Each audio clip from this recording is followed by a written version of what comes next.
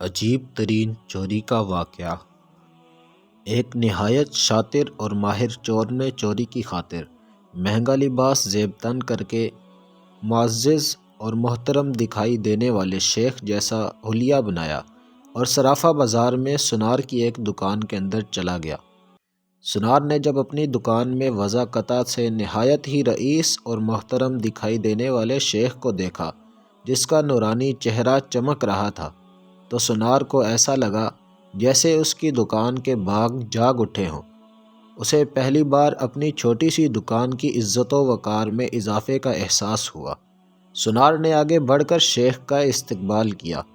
شیخ کے بحروپ میں چور نے کہا، آپ سے آج خریداری تو ضرور ہوگی، مگر اس سے پہلے بتائیں، کیا آپ کے لیے ممکن ہے کہ آپ اپنی سخاوت سے ہمارے ساتھ مسجد بنانے میں حصہ ڈالیں؟ اس نیک کام میں آپ کا حصہ خواہ ایک درہم ہی کیوں نہ ہو۔ سنار نے چند درہم شیخ کے حوالے کیے ہی تھے کہ اسی اثنا میں ایک لڑکی جو در حقیقت چور کی ہم پیشہ تھی دکان میں داخل ہوئی اور سیدھی شیخ کے پاس جا کر اس کے ہاتھوں کو بوسہ دیا اور التجائیہ لہجے میں اپنے اور اپنے اہل و عیال کے لیے خیر و برکت کی دعا کے لیے کہا۔ سنار نے جب یہ منظر دیکھا تو اس سے رہا نہ گیا اور معذرت خواہانہ لہجے میں کہنے لگا، اے محترم شیخ، لا علمی کی معافی چاہتا ہوں، مگر میں نے آپ کو پہچانا نہیں ہے۔ لڑکی نے یہ سن کر تعجب کا اظہار کیا اور سنار سے مخاطب ہو کر کہنے لگی، تم کیسے بد نصیب انسان ہو، برکت، علم، فضل اور رزق کا سبب خود چل کر تمہارے پاس آ گیا ہے اور تم اسے پہچاننے سے قاصر ہو۔ لڑکی نے شیخ کی طرف اشارہ کرتے ہوئے کہا کہ یہ فلاں علاقے کے مشہور و معروف شیخ ہیں جنہیں خدا نے کثرت علم، دولت کی فراوانی اور ہر قسم کی دنیاوی نعمتوں سے مالا مال کر رکھا ہے۔ انہیں انسانوں کے بھلے کے سوا کسی چیز کی حاجت نہیں ہے۔ لوگ ان کی ایک جھلک دیکھنے کے لیے بے تاب رہتے ہیں۔ سنار نے شیخ سے معافی مانگتے ہوئے کہا کہ شیخ صاحب، میں معافی کا طلبگار ہوں۔ میرا سارا وقت اس دکان میں گزرتا ہے اور باہر کی دنیا سے بے خبر رہتا ہوں، اس لیے اپنی جہالت کی وجہ سے آپ جیسی برگزیدہ ہستی کو نہ پہچان پایا۔ شیخ نے سنار سے کہا، کوئی بات نہیں، انسان خطا کا پتلا ہے، غلطی پر نادم ہونے والا شخص خدا کو بہت پسند ہے۔ تم ایسا کرو، ابھی میرا یہ رومال لے لو اور 7 دن اس سے اپنا چہرہ پوچھتے رہو۔ 7 دنوں کے بعد یہ رومال تمہارے لیے ایسی برکت اور ایسا رزق لائے گا جہاں سے تمہیں توقع بھی نہ ہوگی۔ جوہری نے پورے ادب و احترام کے ساتھ رومال لیا، اسے بوسہ دیا، آنکھوں کو لگایا اور اپنا چہرہ پوچھا تو ایسا کرتے ہی وہ بے ہوش ہو کر گرا۔ اس کے گرتے ہی شیخ اور اس کی دوست لڑکی نے سنار کی دکان کو لوٹا اور وہاں سے فوراً رفو چکر ہو گئے۔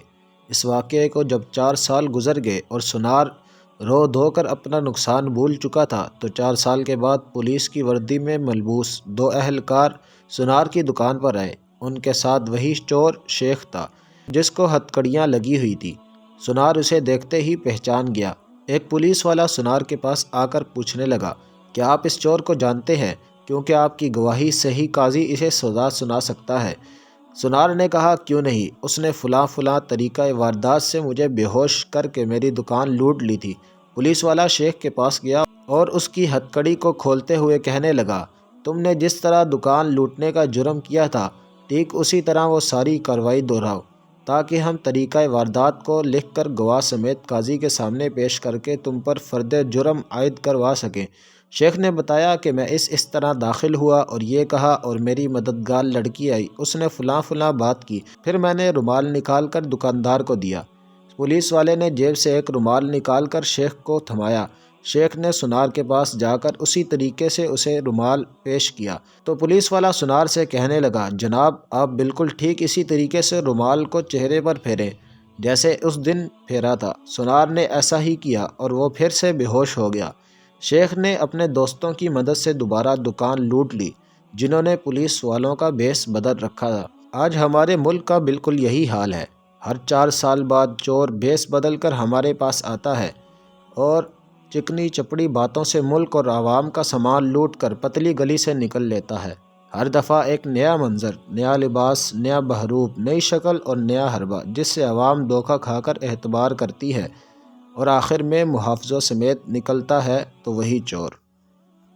آپ کو اس واقعے سے کیا سبق ملا؟ کمنٹ سیکشن میں ضرور بتلائیے گا۔ آپ کے تعاون کا شکریہ۔